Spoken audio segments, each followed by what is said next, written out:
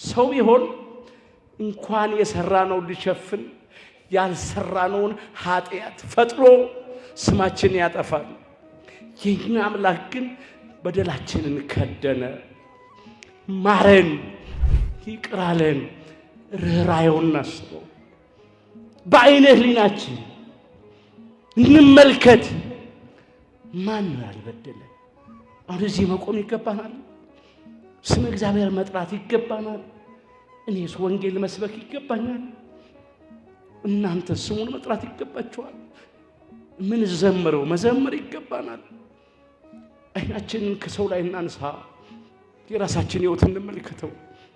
ግን እግዚአብሔር መሐሪ ነው። እግዚአብሔር ግን ይቅር ባይ ነው። እግዚአብሔር ግን ሩሩ ነው። እንደ ሰው አይደለም፣ እንደ ሰው አይደለም። እዚህ ቆመን የምንሰብከው ከኔ ጀምሮ የምንዘምረው ገብተን ተንሱ ጸልዩ እያልን የምንቀድሰው የምናስቀድሰው በቤተ ክርስቲያን በልዩ ልዩ የአገልግሎት ዘርፍ የምናገለግለው እዚህ ያገባን የእግዚአብሔር ምሕረት ነው፣ የእግዚአብሔር ይቅርታ ነው፣ የእግዚአብሔር ቸርነት ነው። ስለዚህ እንድንበለው በደልን ይቅር የሚል እንዳንተ ያለ አምላክ ማን ነው? ሁን በለው። በሕይወት ዘመናችን ምን ስንሰራ ኖርን? ትላንት የት ነበር የዋልነው? የት ነበር ያመሸነውና ያደርነው? ዛሬስ እዚህ እስክንመጣ ድረስ ምን ስንሰራ፣ ምን ስንናገር፣ ምን ስናስብ ዋልን? እንፈትን እስቲ፣ ራሳችንን መርምረው እስቲ፣ እንመልከተው። በዚህ ቃል መስታወትነት እንመልከተው እስቲ።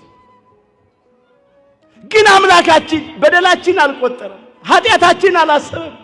አሁንም ምሮ አቆመን። በደለኞች ሳልን፣ ኃጢአተኞች ሳልን፣ የረከስን ሳልን ልክ እንዳልበደልን እንደ ጻድቃን፣ እንደ ቅዱሳን፣ እንደ ንጹሃን አድርጎ አቆመን። እግዚአብሔር ግን መሐሪ ነው፣ ይቅር ባይ ነው እያልን በበደል ላይ በደል እንዳንጨምር፣ በኃጢአት ላይ ኃጢአት እንዳንጨምር፣ ኃጢአታችን የሚታጠብበት የንስሐ እንባ እግዚአብሔር ለሁላችን ይስጠን። በደል ኃጢአት በእንባ ይታጠባል። ከልብ ተመልሰን ዘማውያን ልንሆን እንችላለን። ሰካራሞች፣ ነፍሰ ገዳዮች፣ ሌቦች፣ ጉቦኞች፣ ጎጠኞች፣ ቂም በቀለኞች፣ ሐሰተኞች፣ ትዕቢተኞች፣ ሐሜተኞች፣ ተንኮለኞች፣ ሰካራሞች፣ ሱሰኞች ልንሆን እንችላለን። ግን እንመለስና አቤቱ እንደ ቸርነት መጠን ማረን እንበለው። እንደ ምሕረትም ብዛት መተላለፋችንን ደምስስ እንበለው። ከበደላችን ፈጽሞ ጠበን፣ ከኃጢአታችንም አንጻን እንበለው። ያነጻናል፣ ያጥበናል። የኛ አምላክ አይጨክንም፣ ደግሞ ምንም ነገር አይፈልግም። በነፃ ይምረናል። የሚፈልገው ከልብ መመለስ ብቻ።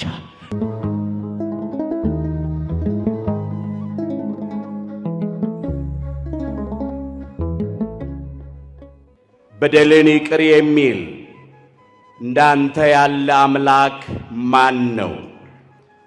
ትንቢተ ሚክያስ ምዕራፍ 7 ቁጥር 18 ርዕሳችን ነው።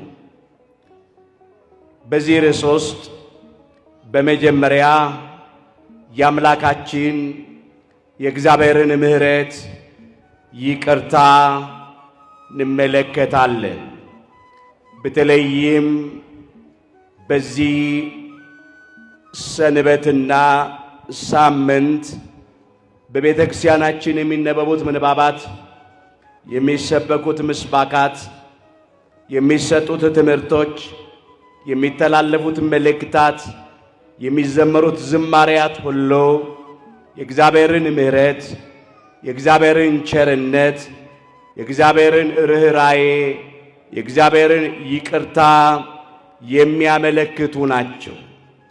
እኛም ከዚህ የተነሳ ነው ይህንን ኃይለ ቃል ርዕስ አድርገን ያነሳ ነው። እስቲ ከኔ ጋር በሉ፣ በደልን በሉ። ይቅር የሚል እንዳንተ ያለ አምላክ ማን ነው? ትንቢተ ሚክያስ ምዕራፍ 7 ቁጥር 18 ርዕሳችን። በተለይም አባታችን ኢትዮጵያዊው ጡመ ልሳን ፍልፍል ማሌት እንዚራ ለቤተ ክርስቲያን ባህረ ጥበባት ማህሌታዊ ሊቁ ቅዱስ ያሬድ ሲዘምር በዚህ በዘመነ ጽጌ ሦስተኛው ሰንበት የአምላካችን የእግዚአብሔርን ምሕረት በብዙ እያነሳ ዘምሯል። እንዳንተ ያለ መሐሪ ማን ነው እያለ ይዘምራል። ከኖኅ ጋራ ቃል ኪዳንን ያጸናህ፣ ለእስራኤል መናን ያወረድክ እንዳንተ ያለ መሐሪ ማን ነው? ምድርን በጽጌያት ወይም በአበቦች ያስጌጥክ እንዳንተ ያለ መሐሪ ማን ነው? ሰማይና ምድርን የፈጠርክ እንዳንተ ያለ መሐሪ ማን ነው? ፀሐይንና ጨረቃን ያዘጋጀ እንዳንተ ያለ መሐሪ ማን ነው? ሁሉ ባንተ ተስፋ ያደርጋል እያለ በስፋት ዘምሯል። እንግዲህ ዛሬ በመጀመሪያ የእግዚአብሔርን ምሕረት፣ የእግዚአብሔርን ቸርነት፣ የእግዚአብሔርን ይቅርታ፣ የእግዚአብሔርን ርኅራኄ በብሉይ ኪዳንም በአዲስ ኪዳንም እንመለከትና እንግዲህ አምላካችን እግዚአብሔር መሐሪ ከሆነ ይቅር ባይ ከሆነ እኛ ምን ልናደርግ እንደሚገባን ተመልክተን ትምህርታችንን እንጠቀልለዋለን። አምላካችን እግዚአብሔር በነገር ሁሉ ማስተዋልን ይስጠን። አምላካችን እግዚአብሔር ባለ ብዙ ምሕረት ነው፣ ባለ ታላቅም ይቅርታ ነው። ምሕረት የባህሪ ገንዘቡ ነው። በብዙ ስፍራ በቅዱሳት መጻሕፍት ውስጥ ይሄ ተመዝግቧል። አባታችን ክቡር ዳዊት ሲዘምር መሐሪ ወመስተሳሂል እግዚአብሔር ነው ያለው። እስቲ በሉ እግዚአብሔር በሉ። መሐሪና ይቅር ባይ ነው። በዚህ በዳዊት መዝሙር 102 ቁጥር 8 ጀምሮ የተመዘገበ ኃይለ ቃል እግዚአብሔር መሐሪና ይቅር ባይ ነው ይላል። ሩቀ መዓት ወብዙኃ ምሕረት ወጻድቅ ይላል። መዓቱ የራቀ ምሕረቱ ቸርነቱ የቀረበ፣ መዓቱ ያነሰ ምሕረቱ ቸርነቱ የበዛ ነው ይላል። ለዘላለም አይቆጣም ይላል። አምላካችን እግዚአብሔር ባለ ብዙ ምሕረት ስለሆነ ባለ ታላቅም ይቅርታ ስለሆነ ማለት ነው። የእግዚአብሔር ይቅርታው ከአይምሮ በላይ ነው። ቸርነቱ፣ ምሕረቱ፣ ርኅራኄው ከአይምሮ በላይ ነው፣ ከቋንቋም በላይ ነው። የእግዚአብሔርን ምሕረት በብዙ ስፍራ በቅዱሳት መጻሕፍት ውስጥ እንመለከታለን። በተለይም አባታችን ክቡር ዳዊት በዚህ በዳዊት መዝሙር 135 ከቁጥር 1 ጀምሮ በስፋት የእግዚአብሔርን ምሕረት እያነሳ እግዚአብሔርን አመስግኗል። ግነዩ ለእግዚአብሔር እስመ ኄር ይልና እስመ ለዓለም ምሕረቱ ይላል። እግዚአብሔርን አመስግኑ ቸር ነውና ምሕረቱም ለዘላለም ነውና ብሎ ይጀምራል። የአማልክትን አምላክ አመስግኑ ምህረቱ ለዘላለም ነውና፣ የጌቶችን ጌታ አመስግኑ ምህረቱ ለዘላለም ነውና እያለ ይቀጥላል። እናንተ ቤታችሁ ስትሄዱ ይሄንን የዳዊት መዝሙር 135ን በደንብ አድርጋችሁ ጸልዩት፣ አመስግኑበት። ምህረቱን በስፋት ነው ያነሳው። እግዚአብሔርን አመስግኑ ቸር ነውና። እስቲ በደንብ አድርገን አምላካችን እግዚአብሔርን እናመስግነው። ምህረቱ ለዘላለም ነውና፣ ምህረቱ ዘላለማዊ ነው። ይቅርታው ቸርነቱ ዘላለማዊ ነው። የሚለወጥ ምህረት አይደለም። ምህረቱ ለዘላለም፣ ቸርነቱ ለዘላለም የሆነ አምላክ ነው። አምላካችን እግዚአብሔር ባለ ብዙ ምህረት ባለ ታላቅ ይቅርታ ስለሆነ በብሉይ ኪዳን እስራኤል ዘሥጋን ብዙ ጊዜ ምሯቸዋል፣ ብዙ ጊዜ ይቅር ብሏቸዋል፣ እራርቶላቸዋል። ጥቂት ከዚህ ክፍል እናንሳ። ነቢዩ ሚክያስ በመጀመሪያ ይህንን የሚያነሳው ስለ ሕዝበ እግዚአብሔር ስለ እስራኤል ዘሥጋ ስለሆነ እንደዚህ ብሎ ነው የተናገረው። በደልን ይቅር የሚል የርስቱንም ቅሬታ አመጽ የሚያሳልፍ እንዳንተ ያለ አምላክ ማን ነው ብሎ ይጠይቃል። ምህረትን ይወዳልና ቁጣውን ለዘላለም አይጠብቅም፣ ተመልሶ ይምረናል፣ ክፋታችንንም ይጠቀጥቃል፣ ኃጢአታችንንም በባህር ጥልቅ ይጥለዋል እያለ ነው የተናገረው። ይሄ ለጊዜው ለእስራኤል ዘሥጋ የተነገረ ቃል። እስራኤላውያን እግዚአብሔርን ብዙ ጊዜ በድለዋል፣ ብዙ ጊዜ አሳዝነውታል። ያን ጊዜ አምላካችን እግዚአብሔር ይገስጻቸው ነበር፣ ይቀጣቸው ነበር፣ ለመከራም አሳልፎ ይሰጣቸው ነበር። ለምን? ኃጢአትን የሚዘራ መከራን ያጭዳል ተብሎ ስለተመዘገበ በመጽሐፈ ምሳሌ ምዕራፍ 22 ቁጥር 8 ላይ እስራኤል ኃጢአትን ዘሩ፣ መከራን አጨዱ። በተለይም ብዙዎቹ በከለዳውያን ሰይፍ አለቁ። ከሰይፍ የተረፉት በረሃብ እንደ ቅጠል ረገፉ። ከረሃብ የተረፉት መድኃኒት በሌለው በሽታ ተቀሰፉ። ዘር ፈጽሞ እንዳይጠፋ ጥቂቶች ተማርከው ባቢሎን ወረዱ።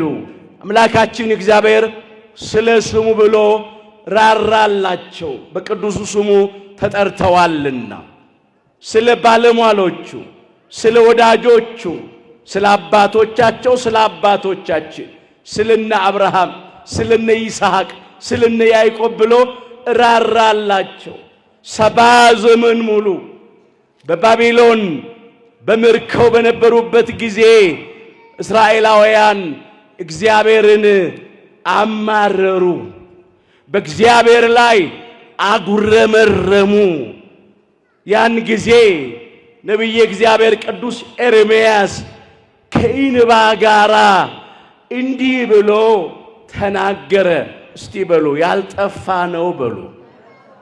ከእግዚአብሔር ምሕረት የተነሳ ነው ርኅራኄው አያልቅምና። ሰቆቃወ ኤርምያስ ምዕራፍ 3 ቁጥር 22። እስራኤል ዘሥጋ በኃጢአታቸው ምክንያት በተቀጡት ቅጣት በተገሰጹት ተግሳጽ አጉረመረሙ፣ እግዚአብሔርን አማረሩ።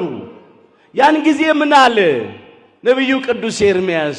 ያልጠፋ ነው እኮ አለ ከእግዚአብሔር ምሕረት የተነሳ ነው አለ። ርኅራኄው አያልቅምና ራሱን ከበደለኞች ከኃጢአተኞች ቆጥሮ ተናገረ።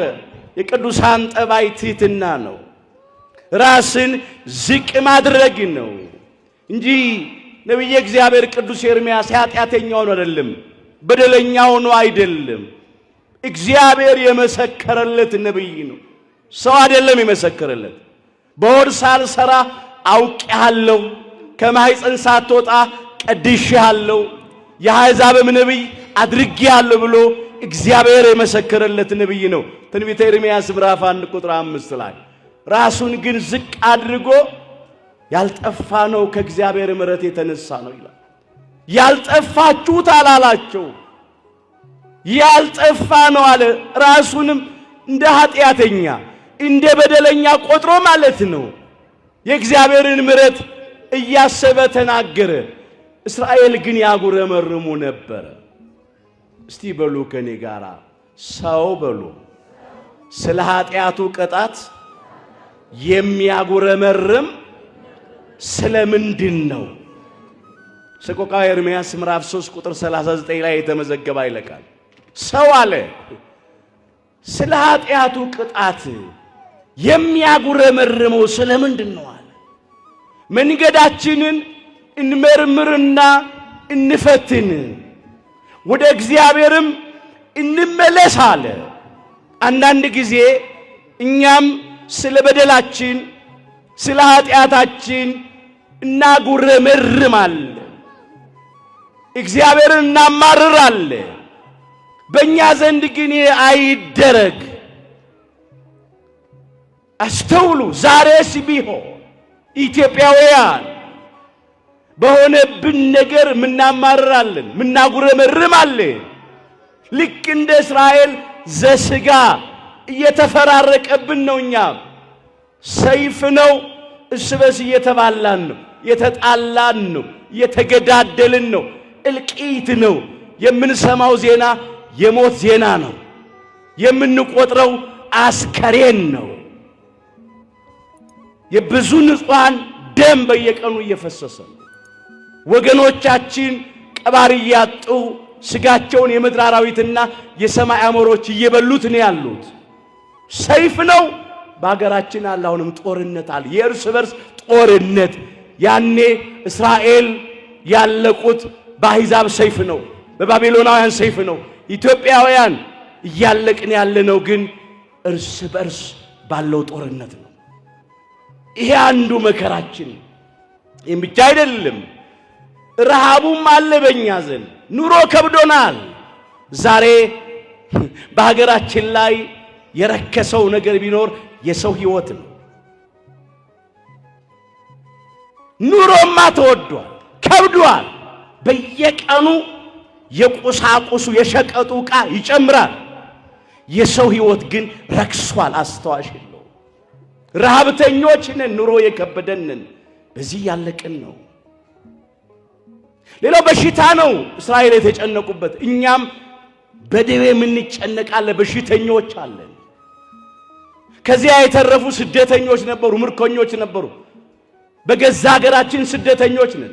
ስጋት ነው፣ ድንጋጤ ነው፣ መፈናቀል ነው። ወጥቶ ለመግባት እኮ ዛሬ ጭንቅ ነው። ወገኖቻችን ያልፍልናል ብለው መንገድ ላይ አልፎባቸዋል። ወይ በድንበር ጠባቂዎች የተገደሉ አሉ፣ ወይ ባህር ውስጥ የሰጠሙ አሉ፣ ወይ በረሃ ውስጥ ሚልሱት የሚቀምሱት አጥተው በረሃብ ደክመው በጥም ዝለው የሞቱ አሉ። አንዳንዶች ደግሞ በቁማቸው ሳይሞቱ ዓይናቸውን ኩላሊታቸውን እያወጡ የገደሏቸው አሉ። የተረፉት በየእስር ቤቱ ይማቅቁ አሉ። አንዳንዶች በኮንቴይነር ታጭቀው ሲሄዱ አየር አጥሯቸው የሞቱ አሉ። ይህን ዜና እየሰማን ያለው ስደት ነው አለ። ይህን ስናይ ይህን ስንሰማ እናጉረመርማለን። እኛም የታለ እግዚአብሔር? ጨከነብን፣ ረሳን፣ ተወን፣ ጣለን የምንል ሰዎች አለን። በፍጹም እግዚአብሔር አልተወንም፣ አይተወንም። እግዚአብሔር አልጣለንም፣ አይጥልንም። እንዲያውም ያልጠፋ ነው ከእግዚአብሔር ምሕረት የተነሳ ነው። ርኅራኄው አያልቅም። መቼ እግዚአብሔር እንደ ኃጢአታችን አደረገብን? መቼ እንደ በደላችን ከፈለን? እንደዛማ ቢሆን ኖሮ ማን ይተርፍ ነበር? ማን በሕይወት ይኖር ነበር? አባታችን ክቡር ዳዊት ሲዘምር እንዲህ አለ። በዚህ በዳዊት መዝሙር 102 ቁጥር 10 ላይ የተመዘገበውን ቃል እንመልከት። እንደ ኃጢአታችን አላደረገብንም ይላል፣ እንደ በደላችንም አልከፈለንም ነው የሚለው። አምላካችን እግዚአብሔር እንደ ኃጢአታችን አላደረገብንም፣ እንደ በደላችን አልከፈለንም። እያንዳንዳችን የበደልነውን በደል፣ የሰራነውን ኃጢአት፣ ያጠፋነውን ጥፋት እናስበው እስቲ። እግዚአብሔር ምሕረቱን አብዝቶልናል፣ ቸርነቱን አድርጎልናል። ለምን? በደልን ይቅር የሚል እንዳንተ ያለ አምላክ ማን ነው? እንደሱ ያለ ማር የለም። እንደሱ ያለ ይቅር ባይ ሩህሩህ አምላክ የለም። ተመልሶ ይምረናል አለ። እስራኤል የሥጋን ተመልሶ ማራቸው። ከመዓት ወደ ምሕረት፣ ከቁጣ ወደ ትዕግሥት ዘንበል አለላቸው። ከሰባ ዘመን የባቢሎን የምርኮ የባርነት ኑሮ በኋላ እግዚአብሔር ከባርነት ቤት ነፃ አወጣቸው። ከባቢሎን ወደ ኢየሩሳሌም መለሳቸው። ከስራታቸው ፈታቸው። ቀንበራቸውን ሰበረ። ወጥመዳቸውን በጣጠሰ። እንባቸውን ከዓይኖቻቸው ላይ አበሰ። ሐዘናቸውን ለደስታ፣ ልቅሷቸውን ለሳቅ ቀየረ። ክብር ምስጋና ይግባው። ተመልሶ ይምረናል ያለው ይህንን ነው። ክፋታችንንም ይጠቀጥቀዋል፣ ኃጢአታችንንም በጥልቁ ባህር ይጥለዋል አለ። ለምን? ምሕረትን ይወዳላ። ኢትዮጵያውያን አይዟችሁ፣ ይሄም ቀን ያልፋል። እኛንም አምላካችን እግዚአብሔር ተመልሶ ይምረናል፣ ይራራልናል፣ ይቅር ይለናል። ትልቁ ነገር መመለስ ነው፣ ወደ እግዚአብሔር መቅረብ ነው። እግዚአብሔር ለሚመለሱት ይመለሳል። እስራኤል ዘሥጋ መንገዳቸውን መረመሩ፣ ፈተኑ፣ ከልባቸው ወደ እግዚአብሔር ተመለሱ። እግዚአብሔርም ተመለሰላቸው፣ ምሕረቱንም አደረገላቸው። በብሉይ ኪዳን ለእስራኤል ዘሥጋ የተደረገ ምሕረት፣ ይቅርታ፣ ቸርነት። ወደ አዲስ ኪዳን እንምጣና የአምላካችን የእግዚአብሔርን ምሕረት እናስበው። የአምላካችን የእግዚአብሔር ምሕረት በአዲስ ኪዳን እንዲህ ነው። ነቢዩ ሚክያስ ተመልሶ ይምረናል ሲል የተናገረው ስለ እስራኤል ዘሥጋ ብቻ አይደለም፣ ስለ አዳምና ስለ ልጆች ሁሉ የተነገረ ቃል ነው። በደልን ይቅር የሚል እንዳንተ ያለ አምላክ ማን ነው? ርዕሳችን አዳምና እኛ ልጆቹ ለ5500 ዘመን ሙሉ በመርገመ ሥጋ ላይ መርገመ ነፍስ፣ በሞተ ሥጋ ላይ ሞተ ነፍስ፣ በርደተ መቃብር ላይ ርደተ ሲኦል የተፈረደብን ነበር። በሥጋ ሞት ወደ መቃብር መውረድ፣ በነፍስ ሞት ወደ ሲኦል መውረድ ተፈርዶብን ነበር። ማንም ከዚህ ሊያድነን አልተቻለውም ነበር። በደልን ይቅር የሚል እንዳንተ ያለ አምላክ ማን ነው የተባለለት? አምላካችን እግዚአብሔር ሊምረን ወደደ። ምሕረትን ይወዳልና ይሄንን ለማድረግ ከቅድስት ሥላሴ አንዱ አካላዊ ቃል እግዚአብሔር ወልድ የተነገረው ትንቢት እንዲፈጸም የተቆጠረው ሱባኤ በደረሰ ጊዜ ከሰማየ ሰማያት ወረደ። ከቅድስተ ቅዱሳን ከድንግል ማርያም ከሥጋዋ ሥጋ ከነፍሷ ነፍስ ነስቶ በቤተልሔም ዋሻ በከብቶች በረት ተወለደ። ቀስ በቀስ በሥጋ አደገ። 30 ዘመን ሲሞላው በዮርዳኖስ መሃል በዮሐንስ እጅ ተጠመቀ። ሳይውል ሳያድር ዕለቱን ወደ ገዳመ ቆሮንቶስ ገባ። 40 ቀን 40 ሌሊት ጾመ ጸለየ ከዲያብሎስ ተፈተነ ዲያብሎስን ድል አድርጎ ዲያብሎስን ድል የምናደርግበትን ኃይል ለኛ ለልጆቹ ካደለ በኋላ ህሙማነ ሥጋን በእጁ ታምራት ህሙማነ ነፍስን በቃሉ ትምህርት እየፈወሰ ተመላለሰ። በዕለተ ዓርብ ለድነት ዓለም ለቤዛ ዓለም በቀራንዮ ኮረብታ ላይ በዕፀ መስቀል ላይ ተሰቀለ።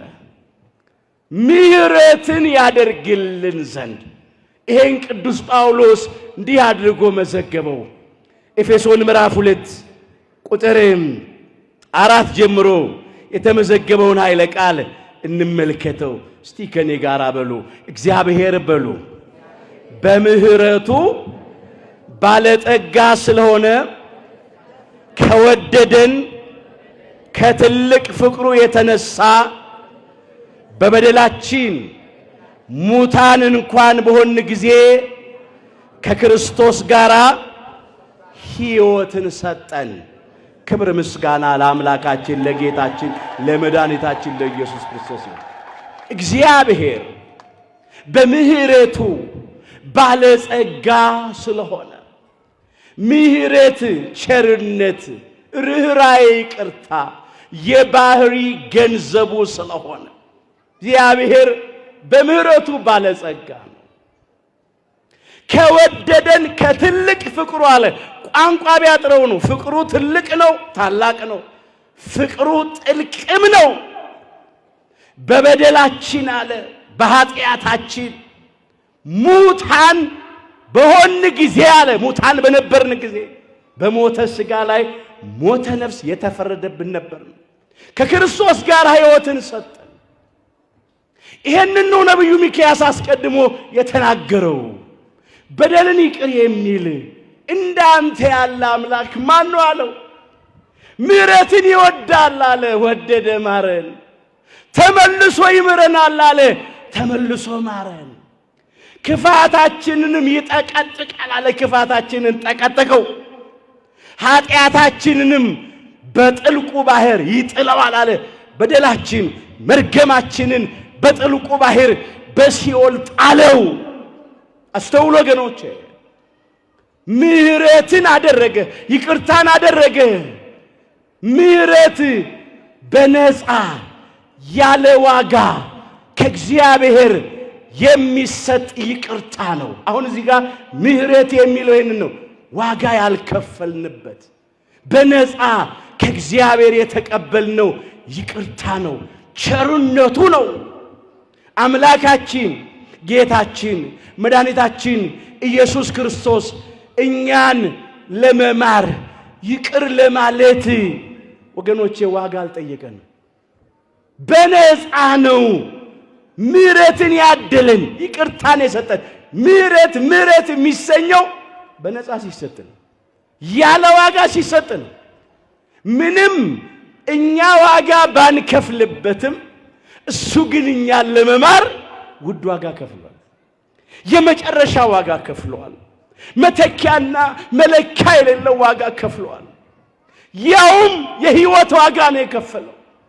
ቅዱስ ሥጋውን የቆረሰው፣ ክቡር ደሙን ያፈሰሰው፣ ነፍሱን ነው ለመስቀል ሞት አሳልፎ የሰጠው።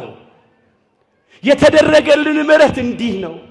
እግዚአብሔር መሐሪ ይቅር ባይ ሩሩ እንደሆነ አባታችን ሊቀ ነቢያት ሙሴ በሕግ መጻሕፍቱ ጽፏል። ቅዱሳን ነቢያት በየዘመናቱ በትንቢት ተናግረዋል። አባታችን ክቡር ዳዊት በመዝሙራቱ ዘምሯል። ግን ከቃል በላይ የበረታ ነገር አለ። የሐዲስ ኪዳኑ ምሕረት ከአይምሮ በላይ ነው።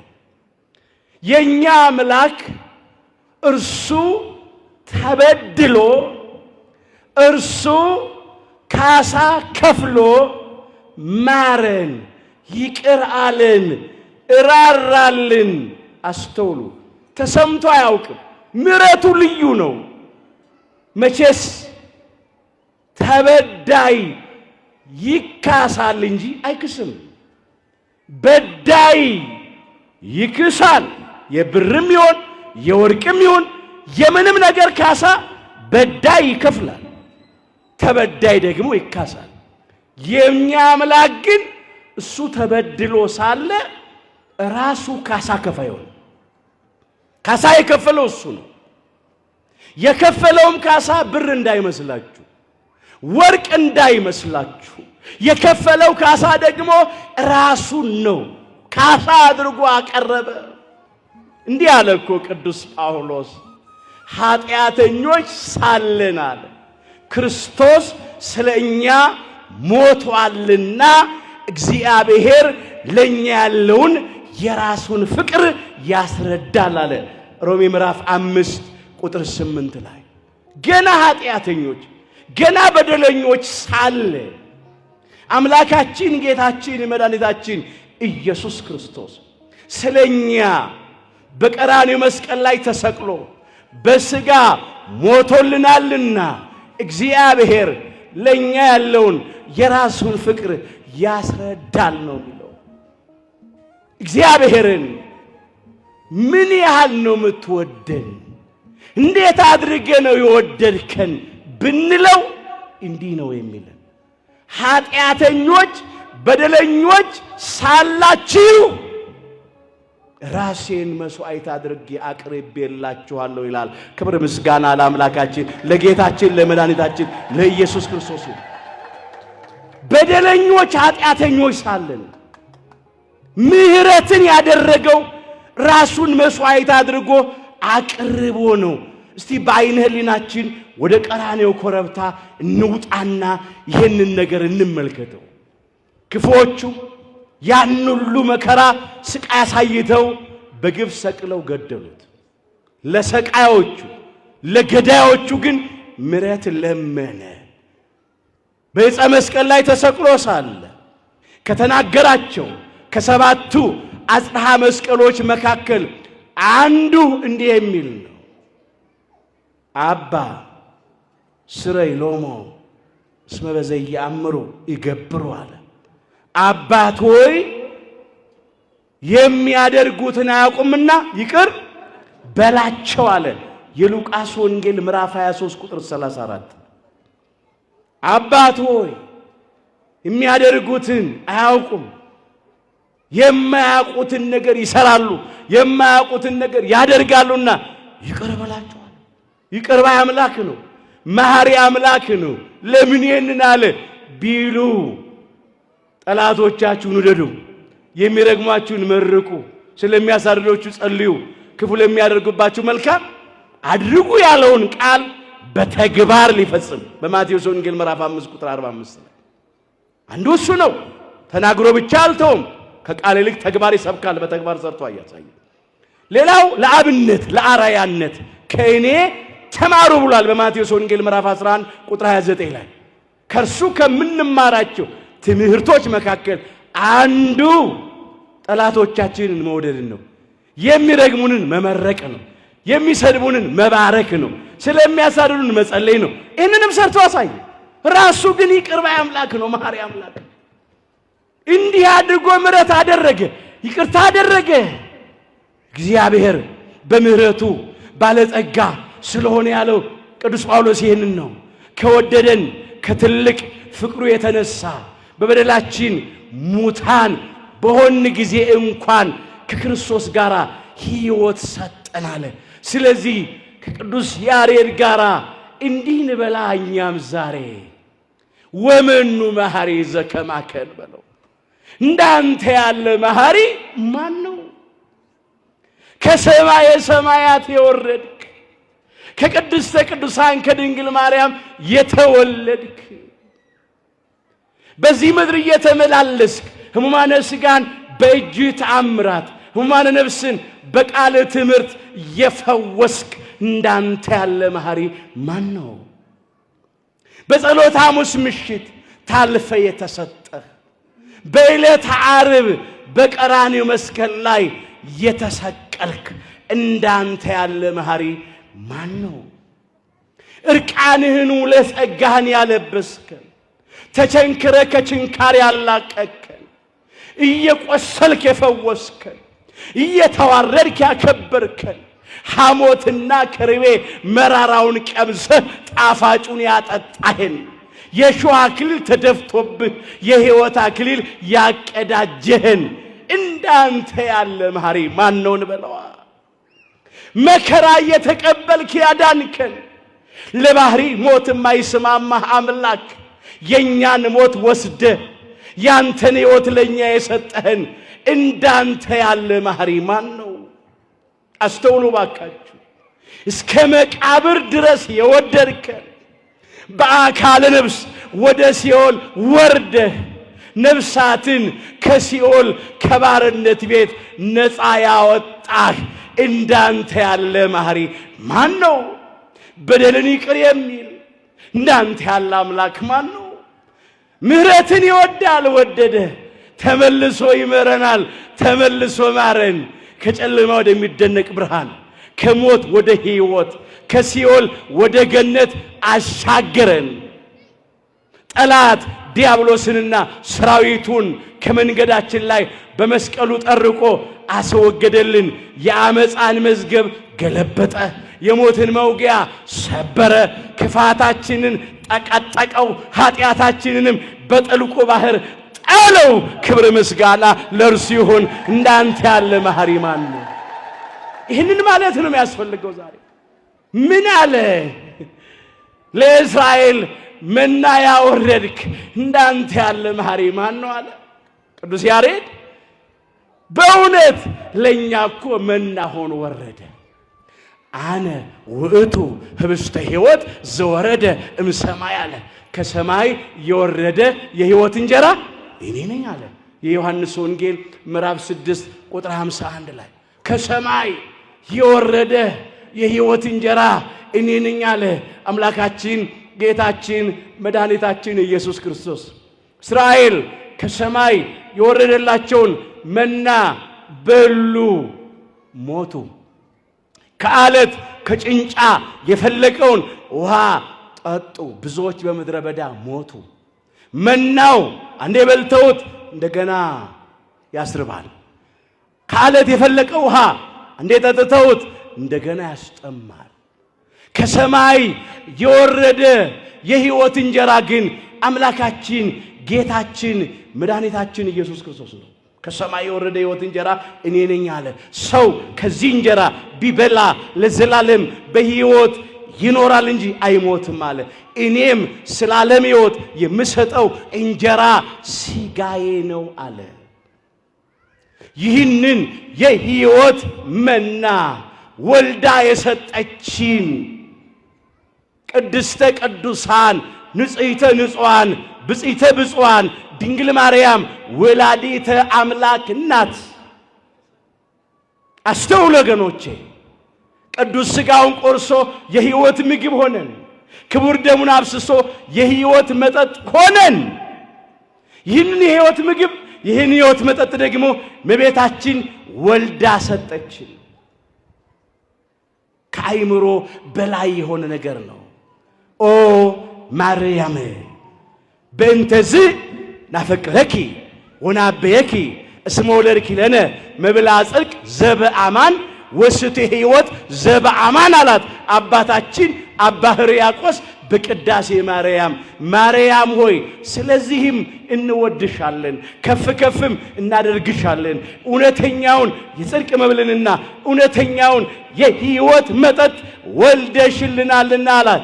ክብር ይግባት ኪዳነ ምሕረት ቅድስተ ቅዱሳን ድንግል ማርያም ወላዲተ አምላክ። ይህንን ነዋ ለእስራኤል መናን ያወረድክ። ለእስራኤል ዘሥጋ መና ወረደላቸው በሉ። ለእስራኤል ዘነፍስ ለአዲስ ኪዳን እስራኤሎች ለእኛ ለክርስቲያኖች ክርስቶስ መና ሆኖ ወረደ፣ ከመቤታችን ተወለደ። ብሉኝ አለ፣ ቅዱስ ሥጋውን ቆረሰና።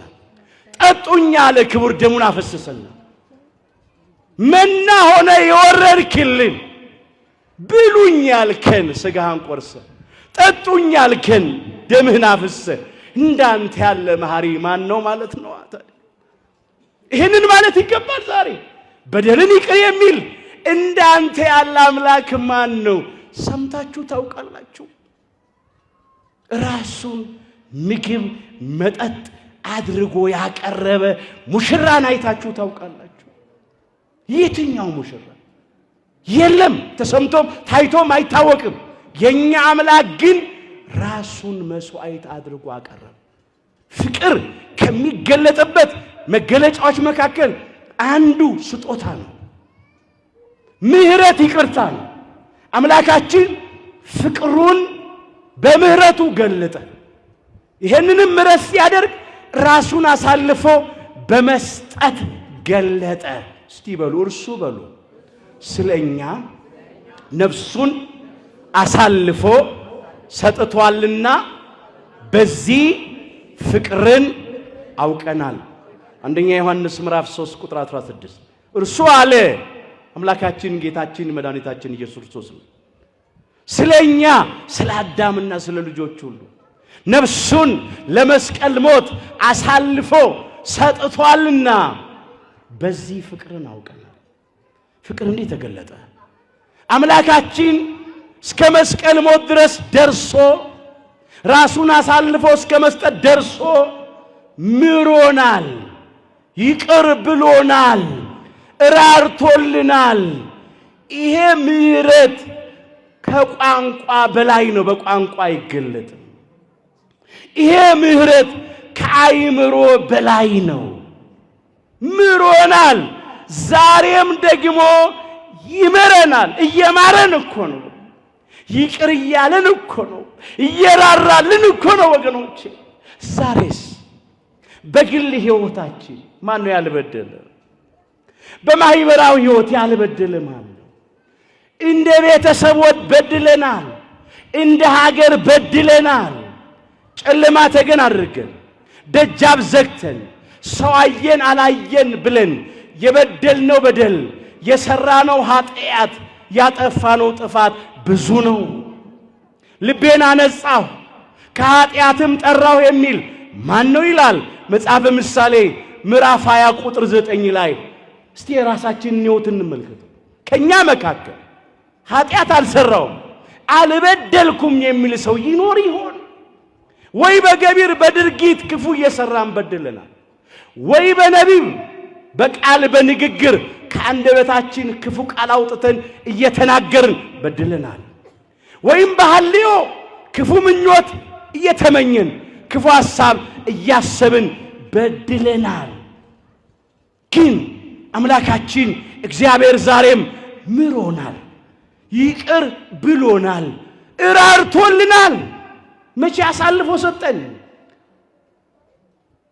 ማንም ሰው ኃጢአት አልሰራውም ቢል ይዋሻል ነው የሚለው ቃል። ቅዱስ ዮሐንስ በዚህ በአንደኛ ዮሐንስ መልእክቱ ምዕራፍ 1 ቁጥር 8 ላይ ይሄንን መዝግቦታል።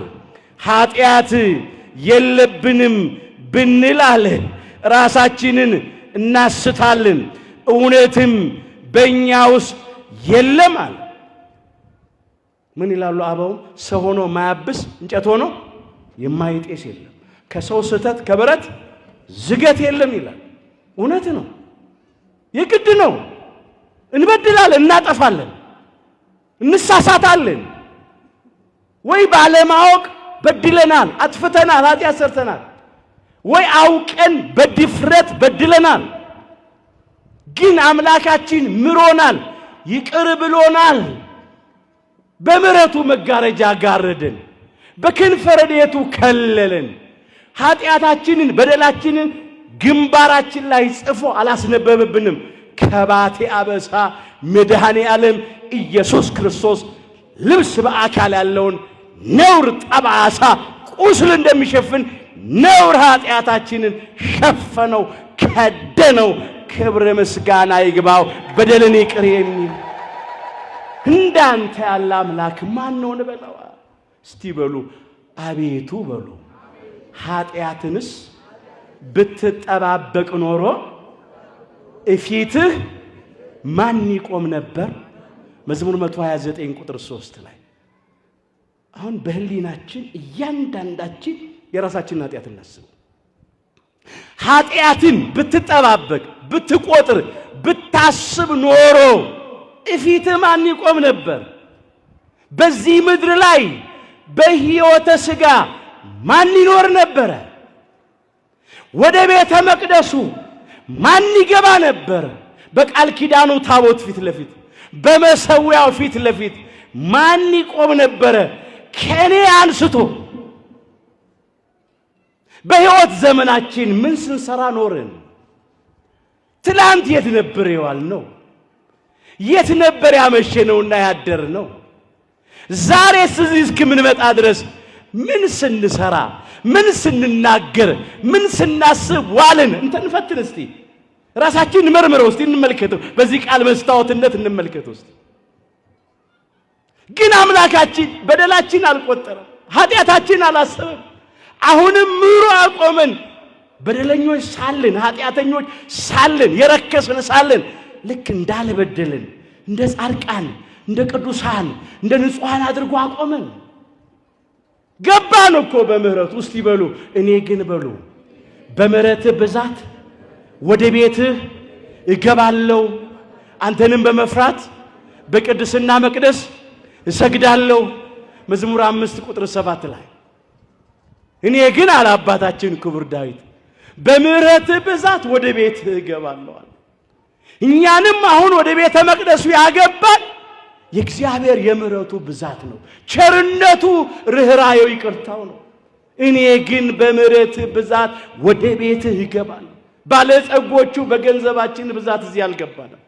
ባለስልጣኖቹ በስልጣናችን እዚህ አልገባንም። ባለ ዕውቀቶቹ ባለ 2 ባለ 3 ዲግሪዎች በጥበባችን በእውቀታችን እዚህ አልገባንም። ባለ ዝናዎቹ ስመጥሮቹ ታዋቂዎቹ ዝነኞቹ በዝናችን እዚህ አልገባንም። እዚህ ያስገባን የእግዚአብሔር ምሕረት ነው፣ የእግዚአብሔር ይቅርታ፣ የእግዚአብሔር ቸርነት ነው። እኔ ግን በምሕረትህ ብዛት ወደ ቤትህ እገባለሁ፣ አንተንም በመፍራት በቅድስና መቅደስ ይሰግዳለሁ አለ። የእግዚአብሔር ምሕረት ይሄንን አደረገ። ርኅራኄው ይሄንን አደረገ። እዚህ ቆመን የምንሰብከው ከኔ ጀምሮ የምንዘምረው ገብተን ተንሱ ጸልዩ እያል የምንቀድሰው የምናስቀድሰው በቤተ ክርስቲያን በልዩ ልዩ የአገልግሎት ዘርፍ የምናገለግለው እዚህ ያገባን የእግዚአብሔር ምሕረት ነው፣ የእግዚአብሔር ይቅርታ ነው፣ የእግዚአብሔር ቸርነት ነው። ስለዚህ እንድንበለው በደልን ይቅር የሚል እንዳንተ ያለ አምላክ ማን ነው እንበለው። ሰው ቢሆን እንኳን የሰራነው ሊሸፍን ያልሰራነውን ኃጢአት ፈጥሮ ስማችን ያጠፋል። የኛ አምላክ ግን በደላችንን ከደነ፣ ማረን፣ ይቅር አለን። ርኅራኄውን እናስበው፣ በዓይነ ሕሊናችን እንመልከት። ማን ነው ያልበደለ? አሁን እዚህ መቆም ይገባናል። ስም እግዚአብሔር መጥራት ይገባናል። እኔስ ወንጌል መስበክ ይገባኛል። እናንተ ስሙን መጥራት ይገባችኋል። ምን ዘምረው መዘመር ይገባናል። አይናችንን ከሰው ላይ እናንሳ፣ የራሳችን ሕይወት እንመልከተው። ግን እግዚአብሔር ማሪ ነው።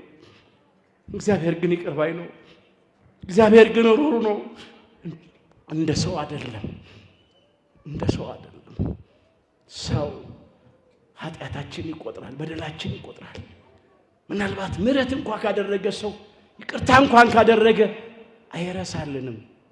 የኛ አምላክ ግን ይቅር ሲል ከመርሳት ጋር ነው። ሲምር ሲራራ ከመርሳት ጋር ነው። እንደገና አያስበውም። በደላቸውን እምራቸዋለሁ ይላል፣ ኃጢአታቸውንም እንደገና አላስብም ይላል። ክብር ምስጋና ለአምላካችን ለእግዚአብሔር። እንዲህ አይነት አምላክ ነው ያለ። እዚህ ትንቢተ ኤርምያስ ምዕራፍ 31 ቁጥር 34 ላይ የተመዘገበ ኃይለ ቃል ነው። የእግዚአብሔር ምሕረት፣ የእግዚአብሔር ይቅርታ፣ ርኅራኄ፣ ቸርነት እንዲህ ያለ ነው። ባካችሁ ይህንን ቃል ከኔ ጋር አብራችሁ እንድትሉት እፈልጋለሁ። በደንብ አስተውላችሁ በሉት። በደላቸውን በሉ እምራቸዋለሁና ኃጢአታቸውንም ከእንግዲህ ወዲህ አላስብምና። እግዚአብሔር እንዲህ ነው ሲምር፣ ይቅር ሲል እንዲህ ነው። ሰዎች ከሆኑ ግን ይቅርታ ካደረጉ በኋላ ምሕረት ካደረጉ በኋላ እንደገና ያነሳሉ። አንተ እኮ ከዚህ በፊትም እንዲህ አድርገህ በድለኛል፣ ትቼልህ እኮ ነበር፣ አንቺ እኮ እንደዚህ አድርገሽኝ ነበር፣ እንዲህ በድለሽኝ ነበር ይላሉ ሰዎች። የኛ አምላክ ግን በብዙ በደል በብዙ ኃጢአት ውስጥ እያለፍን ይመረናል፣ ይራራል፣ ይቅር ይላል። ደግሞ ኃጢአታቸውን ከእንግዲህ ወዲህ አያስብም። ማን ነው እንዲህ ያለ አምላክ? ለዚህ ነዋ ወመኑ መሐሪ ዘከማከ፣ እንዳንተ ያለ መሐሪ ማን ነው ማለት ነው። በደልን ይቅር የሚል እንዳንተ ያለ አምላክ ማን ነው? ማንም የለም እንደሱ ያለ። እግዚአብሔር ይምረናል፣ ይራራልናል። ለምን? መሐሪ ይቅር ባይ አምላክ ስለሆነ እንድንመለስ ይፈልጋል። እግዚአብሔር ግን መሐሪ ነው፣ ይቅር ባይ ነው እያልን በበደል ላይ በደል እንዳንጨምር፣ በኃጢአት ላይ ኃጢአት እንዳንጨምር በዚህ በመጽሐፈ ሲራክ ምዕራፍ 5 ቁጥር 5 ላይ እንዲህ የሚል ቃል አለ። ስለ ኃጢአትህ ንስሐ መግባትን አትፍራ ይላል። የእግዚአብሔር ቸርነቱ ብዙ ነው እያልክ በኃጢአት ላይ ኃጢአትን አትስራ ይላል። አንዳንድ ጊዜ እግዚአብሔር መሐሪ ነው፣ እግዚአብሔር ይቅር ባይ ነው፣ እግዚአብሔር ቸር ነው፣ እግዚአብሔር እንደ ሰው አይደለም እያልን በኃጢአት ላይ ኃጢአት በበደል ላይ በደል ምንጨምር ሰዎች አሉ። በፍጹም እግዚአብሔር የሚምረን እግዚአብሔር የሚራራልን ንስሐ እንድንገባ ነው፣ እንድንመለስ ነው፣ የወደቅን እንድንነሳ፣ የረከስን እንድንቀደስ፣ የኃጢአታችንን ስርየት እንድናገኝ፣ የዘላለምን ሕይወት እንድንቀበል ነው እንጂ በደልን፣ ኃጢአትን፣ ነውርን፣ ርኩሰትን እንድናበዛ ስድ እንድንኖር አይደለም። በጨለማ ስራ፣ በኃጢአት ስራ፣ በዲያብሎስ ፍቃድ እንድንመላለስ አይደለም። አንዳንድ ሰዎች ግን እግዚአብሔር እኮ መሐሪ ነው፣ እግዚአብሔር እኮ ይቅር ባይ ነው እያልን በበደል በኃጢአት ላይ ኃጢአት እንጨምራለን። በእኛ ዘንድ ግን ይህ አይደረግ። ለምን? እግዚአብሔር ቸርነት እንደሚያደርግ ምሕረት እንደሚያደርግ ፍርድም ደግሞ አብሯል።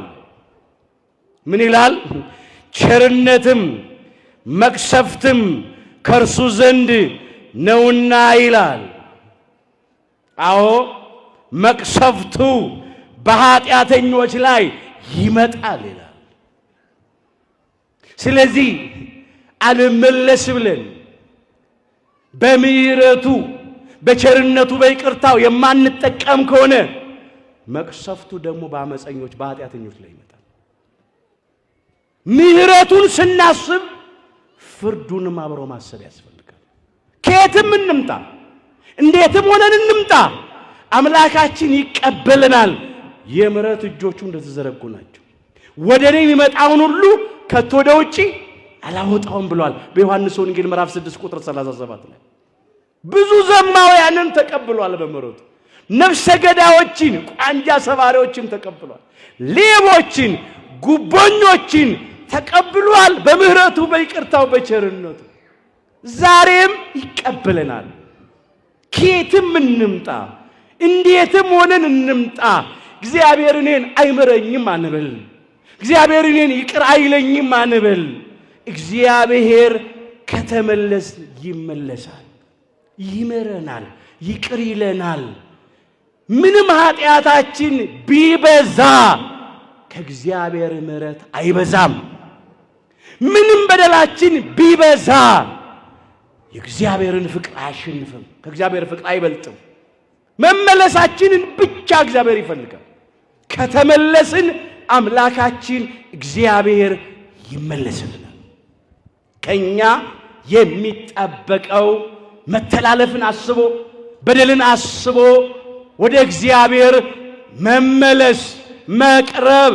እንዲህ ያልን ከክቡር ዳዊት ጋር አቤቱ እንደ ቸርነት መጠን ማረኝ፣ እንደ ምሕረትም ብዛት መተላለፌን ደምስስ፣ ከበደሌም ፈጽሞ እጠበኝ፣ ከኃጢአቴም አንጻኝ። መዝሙር 50 ቁጥር 1 ጀምሮ ከቤርሳቤ ደርሶ በዝሙት በረከሰ ጊዜ አታመንዝር የተባለው ተላልፎ አመነዘረ። በንጹህ ሰው በኦሪዮ ደም በታጠበ ጊዜ ኦሪዮንን በግፍ ባስገደለ ጊዜ አትግደል የተባለው ተላልፎ ንጹህን ሰው በግፍ ባስገደለ ጊዜ አቤቱ አለ እንደ ቸርነት መጠን ማረኝ፣ እንደ ምሕረትም ብዛት መተላለፌን ደምስስ አለው። ከበደሌ ፈጽሞ ጠበኝ አለው፣ አጠቡ። ከኃጢአቴም ፈጽሞ አንጻኝ አለው፣ አነጻው። ታሪኩ ተለወጠ፣ ነገራው ተገለበጠ።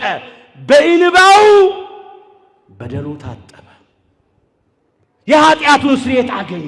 እግዚአብሔር ማረው፣ ይቅር አለው። ዛሬም ኃጢአታችን የሚታጠብበት የንስሐ እንባ እግዚአብሔር ለሁላችን ይስጠን። በደል ኃጢአት በእንባ ይታጠባል። ከልብ ተመልሰን ዘማውያን ልንሆን እንችላለን። ሰካራሞች፣ ነፍሰ ገዳዮች፣ ሌቦች፣ ጉቦኞች፣ ጎጠኞች፣ ቂም በቀለኞች፣ ሐሰተኞች፣ ትዕቢተኞች፣ ሐሜተኞች፣ ተንኮለኞች፣ ሰካራሞች፣ ሱሰኞች ልንሆን እንችላለን። ግን እንመለስና አቤቱ እንደ ቸርነት መጠን ማረን እንበለው። እንደ ምሕረትም ብዛት መተላለፋችንን ደምስስ እንበለው። ከበደላችንም ፈጽሞ ጠበን፣ ከኃጢአታችንም አንጻን እንበለው።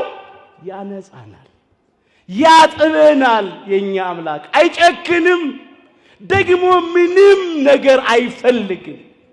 በነፃ ይምረናል። የሚፈልገው ከልብ መመለስን ብቻ፣ ንስሐ መግባትን ብቻ። ያን ካደረግን እግዚአብሔር ይታረቀናል፣ እግዚአብሔር ይምረናል። በደልን ይቅር የሚል እንዳንተ ያለ አምላክ ማን ነው? ትንቢተ ሚክያስ ምዕራፍ 7 ቁጥር 18። ዛሬም አምላካችን እግዚአብሔር በልዩ ልዩ አይነት በደል ውስጥ፣ ኃጢአት ውስጥ፣ ርኩሰትና ነውር ውስጥ የምንመላለሰውን በሙሉ በምህረቱ ይማረን፣ በይቅርታው ይቅር ይበለን። እባካችሁ በበደላችንና በኃጢአታችን ከተቀጣነው ቅጣት፣ ከተገሰጽነው ተግሳጽ፣ ከሆነብን ነገር በላይ እግዚአብሔር በምህረቱ ያደረገልንን ነገር እናስብ። በቸርነቱ የተደረገልንን እናስብ። እንዲያውም እንደ ኃጢአታችን አልተደረገብንም፣ እንደ በደላችን አልከፈለንም። እግዚአብሔር በጥቂት በጥቂቱ ነው የሚገስጸን፣ በጥቂት በጥቂቱ ነው የሚቀጣን። ለምን? ፍቅር ስለሆነ እንድንመለስ። አምላካችን እግዚአብሔር የሚመለስ ልብ ለሁላችንም ይስጠን። በደልን ይቅር የሚል እንዳንተ ያለ አምላክ ማን ነው? ትንቢተ ሚክያስ ምዕራፍ 7 ቁጥር 18። ሁላችን ከውድቀታችን ተነስተን ከርኩሰታችን ተቀድሰን ወደ አባቶቻችን ወደ ካህናት ቀርበን ኃጢአታችንን ሁሉ ተናዘን ቅዱስ ሥጋውን በልተን ክቡር ደሙን ጠጥተን መንግሥቱን እንድንወርስ ስሙን እንድንቀድስ ኃያሉ እግዚአብሔር አምላካችን ይርዳን። እግዚአብሔር አምላካችን በቸርነቱ የሁላችንንም መጨረሻችንን ያሳምርልን። ይቆይ።